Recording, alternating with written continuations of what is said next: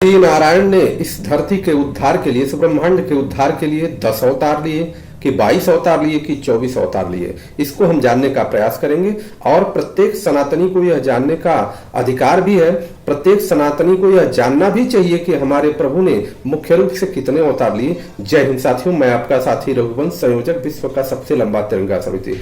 मित्रों, श्री नारायण ने, प्रभु ने इस धरती पर कितने अवतार लिए, किस किस प्रकार से अवतार लिए, क्योंकि पूरी व्याख्या नहीं होगी, लेकिन अवतारों का क्रम एक हम आपको जरूर बताएंगे कि किस प्रकार से श्री नारायण इस धरती पर अवतार लेते हैं। विष्णु भगवान जी ने इस धरती के निर्माण के लिए किस प्रकार से अवतार लिया। सबसे पहला जो अवतार श्रीमद् भगवत महापुराण के अनुसार, सबसे पहला अवतार सनक, सनंदन, सनातन और सनत कुमार का है, जो श्रीमद् भगवत महापुराण के अनुसार है। दूसरा अवतार शुकर रूप में उन्होंने धारण किया, सभी लोग जानते हैं, जिसको हम पहला अवतार के रूप में इसको समझते हैं, मुख्य प्रथम अवतार के रूप में जानते हैं, परंतु श्रीमद् भगवत महापुराण में दूसरे अवतार के रूप में है। तीसरा अवतार नारद मुनि को कौन नहीं जानता, नारद जी के रूप में वह अवतरित हुए और इस सृष्टि का, इस समाज का कल्याण कर रहे हैं।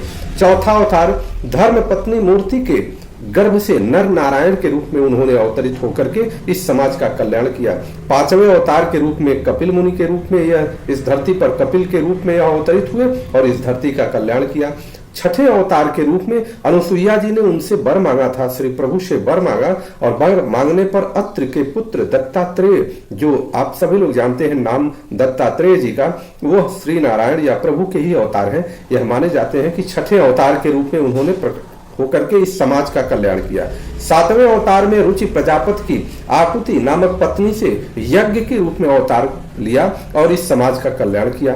आठवें अवतार में राजा नाभि की पत्नी मेरु देवी के गर्भ से ऋषभ देव जी के रूप में वह अवतरित हुए और इस समाज के रूप में उन्होंने उत्थान किया, उद्धार किया, इस समाज का उद्धार किया।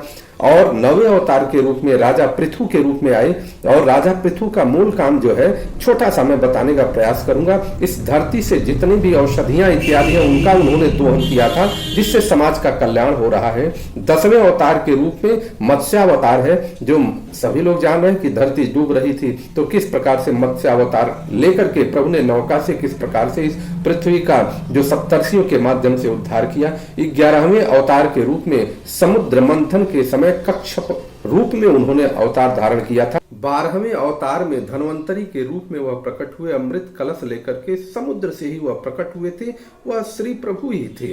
13वें अवतार में मोहिनी रूप धारण करके दैत्यों को मोहित करके और देवताओं का उद्धार किया था और देवताओं को अमृत पिलाया था। ये सभी लोग जानते हैं कि ये 13वें अवतार के रूप में। 14वें अवतार में वह दैत्यराज हिरण्याकश्यप को छाती फाड़ने का काम किया था। कौन सा अवतार था? नरसिंह अवतार, जिसको सभी लोग जानते हैं कि दैत्यराज हिरण्याकश्यप की छाती फाड़ा था। यह आपका 14वां अवतार है। 15वीं बार वामन के रूप में वह अवतरित हुए थे, बलि थे, जो दैत्यराज बलि थे वह बलि के यज्ञ में वह आए थे और किस प्रकार से इस पृथ्वी का उद्धार किया था सभी लोग जानते हैं।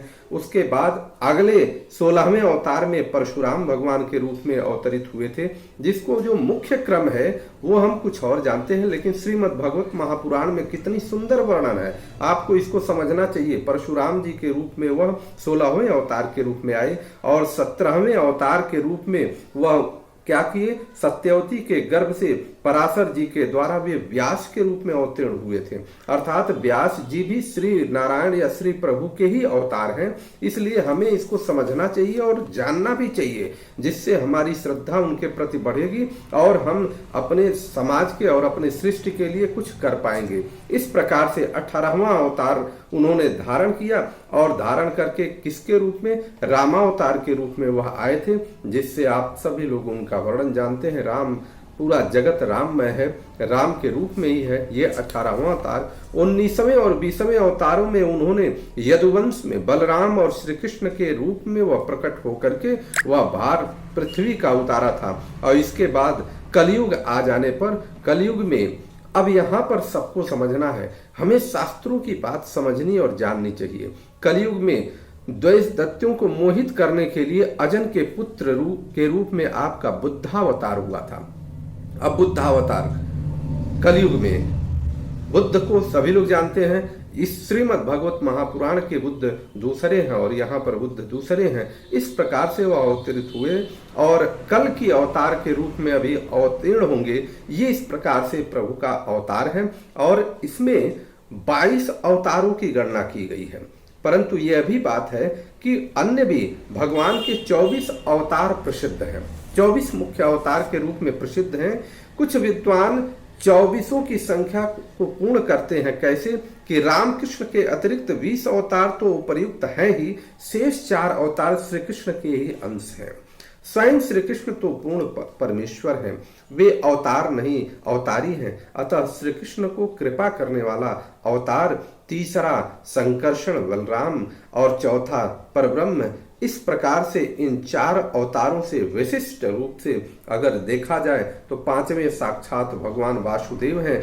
और दूसरे विद्वान ऐसा मानते हैं कि 22 अवतार तो उपर्युक्त है ही, इनके 2 और अवतार हैं, हंस और हयग्रीव अवतार हैं। ये विद्वानों का अपना मत है। इस प्रकार से हमको ये इस क्रम में समझना चाहिए और समझ करके इसको अपने मन में बैठाना चाहिए। ईश्वर अंश जीव अविनाशी, हम तो यह मानते हैं कि इस धरती पर प्रत्येक बिंदु ईश्वर का ही है, कण कण ईश्वर का ही है, ईश्वर के रूप में ही है। परंतु जो वैधानिक रूप से हमें हमारे शास्त्रों ने जो हमें सूचना दिया है उसके अनुसार आपको बताने का प्रयास किया। आप भी इसको समझिए और आगे बढ़ाइए। जय हिंद, जय श्री राम।